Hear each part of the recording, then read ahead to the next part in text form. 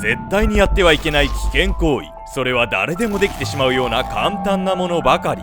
その行為に手を出してしまったが最後、あなたは最悪の事態を招くことになる。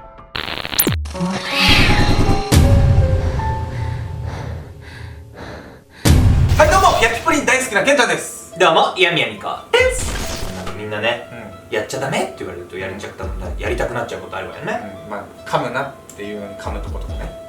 そうてへぺらというわけでね、本日ご紹介するのは絶対にやってはいけない行為。やっちゃダメやつ。それも絶対やっちゃいけない行為。人間を精神的肉体的に追い詰める絶対にやってはいけない行為。ブアメイドの地実験や水拷問、それらに潜む危険性とは。ブアメイドの地実験。皆さんにもコメント欄とかで教えてほしいんですけど、人が死んでしまうのにはどのような理由があると思いますか？病気、外傷、老衰などが代表的なものなんですけど、思いもよらぬことが原因で死んでしまうこともあるんです。1883年、オランダで医学の発展を名目にある実験が行われます。それがブアメイド実験。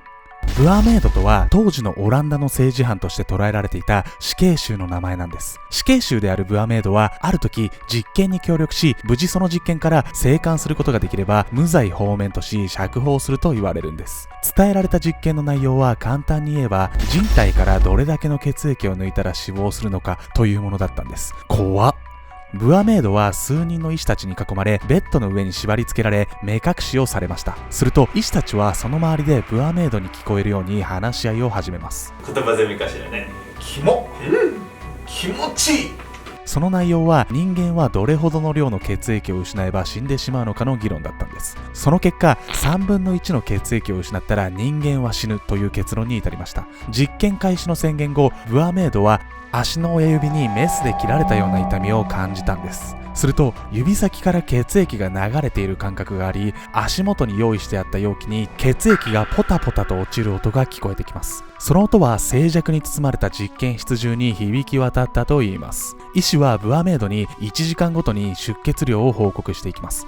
500ミリ、1000ミリ、1500ミリ。いや、怖えなこの報告。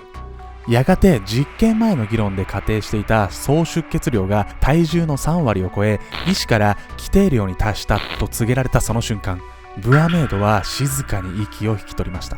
血を抜く実験なんてやるわけないじゃない。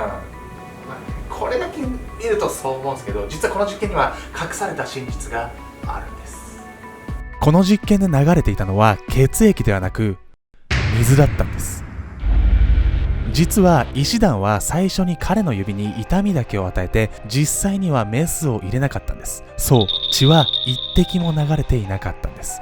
ではブアメイドが血だと感じていた滴る音は一体何だったのか。それはただひたすらにホースから水滴がバケツに落ちる音だったんです。途中経過の報告も全て嘘。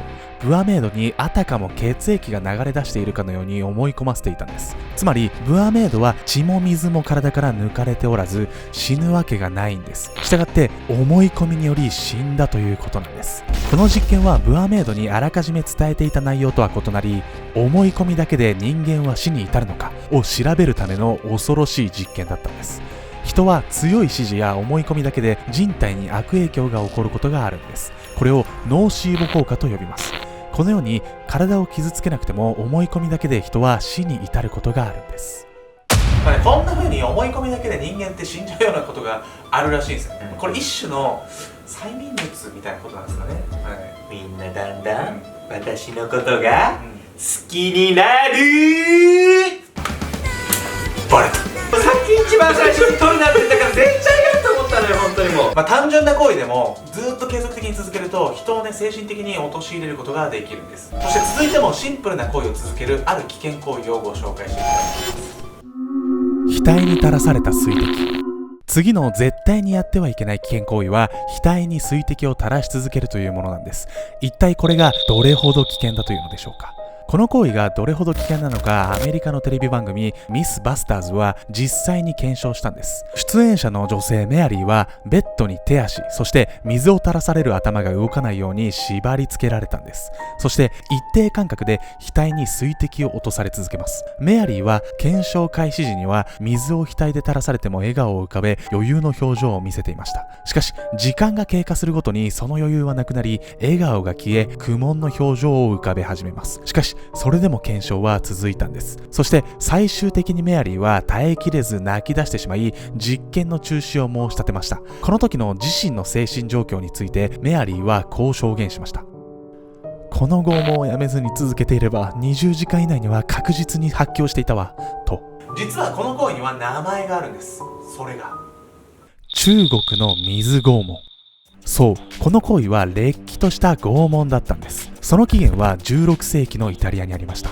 法学者ヒッポリトス・デ・マルシリスと読みづらいなという人物は、長い間水滴に打たれた石が次第にくぼみを作ることに気がつきました。そして被験者に水滴を垂らし続けると、それがいずれ痛みに変わり拷問になるのではないかと考えたんです。どんな育ち方したねんこいつ。しかしこんな身体的な損傷を目的とした拷問を作るつもりが思わぬ効果を発揮します。それが精神的な苦痛と最終的には精神崩壊を誘発させることだったんです。この拷問の被験者は水滴が垂らされ続けることで睡眠を妨害されることになるんです。睡眠妨害という拷問は考えられていたんですが、ずっと見張って妨害し続ける原始的な方法で拷問の執行人にもそれなりの労力が必要になってしまうんです。中国の水拷問はこれを解決した最悪の発明となったんです。この拷問はまず対象の人物が服を脱がされ公衆に示された状態で行われました。その様子を傍観者はからかい笑い声を上げながら見ていたといいます。いつまで続くかわからないその状態に被験者は発狂していくんです。このように人間の精神というのは水滴だけで簡単に狂わせることができるんです。まあね、この絶対にやってはいけない行為をアメリカの番組はやってしまったっていうことなんですよね。みんなは絶対やっちゃダメ。続いてご紹介するのはちょっと怪しいんですけど、これまでのものより道具とかなんか物を使わずにできるあるやってはいけない行為を紹介していきたいと思います。恐怖のチェックテスト。続いての絶対にやってはいけない行為は家の中を歩き回る想像をする。一体これはどういうことなのでしょうか。詳しい方法を説明します。まずは目を閉じて心を落ち着かせてください。ここから言うことは全て頭の中の想像で行います。自分の家の玄関に立っているところから始まります。玄関から家に入り、家の窓を一つずつ開けていってください。そして全ての窓を開け終わったら一度玄関に戻ってください。今度はさっき開けた窓を全部閉めていきましょう。最初にも言いましたが、この工程は全て頭の中の想像で行ってください。ちょっとうさんくさいんですけど、ちょっと実際に想像してみた方って何か怒ったりしました？何かあったらコメント欄書いてみてください。ある女性は友人からこの方法を聞き、好奇心から実際に想像で家の中を歩いてみたといいます。そして玄関のドアを開けて家の中に入っていきました。窓を一つずつ開けて全て開け終わると一つずつ閉じていく。そして玄関に戻ろうとしたら廊下の途中にある階段の隣、その隅の方に影ができていることに気がつきました。その影のところから急に男性が出てきて彼女の足をグッと掴んだんです。彼女は怖くなってすぐに目を開き正気に戻りました。そしてそれ以降階段の隅を怖くて見れないと言います。もうこの話してる俺も今怖えわ。このように想像で家の中を歩き回った時に家の中に誰かいたりすれ違ったり気配だけでも感じてしまうことがあるそうなんです。実はこの行為、霊感があるか簡単にチェックできるテストだったんです。もしも想像の中で誰かに会ってしまった人は普通の人よりも霊感が強い人、そしてさらに先ほど紹介した女性の話のように霊感があるかどうかが分かるだけではなく危険な事態をはらんでいることもあるんです。想像上の家の中で誰かがいた、そしてその人物が見知らぬ人だった場合、それは家の中に霊が潜んでいる可能性もあるんです。怖がらせてごめん。そして霊は自分の存在に気づかれてしまうと相手にしてもらえると思い近寄ってくると言われています。本当にこんなんで霊の居場所なんてわかんない。うさんくさいですよねこれ。やったんですけど、やった、勇気あるわねちょっとね。何もなかったわ正直、そして続いてはなんと自らが知らずにやってしまうある危険な行為を紹介していきたいと思います。史上最悪の食べ合わせ。食べ物には絶対に一緒に食べてはいけない史上最悪の食べ合わせがあるんです。一体その食材とは何なのでしょうか。有名なところで言うと、うなぎと梅干しの食べ合わせは良くないとされていて、聞いたことがある人も多いと思います。他にも様々な悪いとされている食べ合わせがあるんですが、悪いと言っても消化に良くないなど軽い症状のものばかりなんです。しかし、史上最悪の食べ合わせはその程度では済まないんです。その食べ合わせをしてしまった男性がタイにいました。彼はその2つの食べ物を同じタイミングで食べてしまったことで体にある異変が起きます。なんと男性の腸がパンパンに膨れ上がってしまったんです。そして過去に手術をした時に男性の腸にできていた傷口の部分から亀裂が入り、そのまま破裂してしまったんです。そしてなんとこれにより男性は亡くなってしまったんです。こんな事態を引き起こしてしまう最悪の食べ合わせとは？ドリアンとビール。いや、結構ありえそうな組み合わせですよね。この2つを組み合わせると発酵が起こりガスが発生してしまうという作用があるんです。タイに住むあの男性は大量発生したガスに傷口が耐えきれなくなり破裂、そして亡くなってしまったんです。そして私たちの中で手術の経験がない人たちも安心はできないんです。この他にもドリアンとビールの食べ合わせが原因となった死亡例があります。実はこの食べ合わせにはガスの発生の他にも血圧上昇の危険性があるんです。この作用が原因でくも膜下出血が発症し亡くなってしまった男性の例も確認されています。興味本位でもこの食べ合わせは決して行わないでください。チャンネル登録と高評価よろしくね。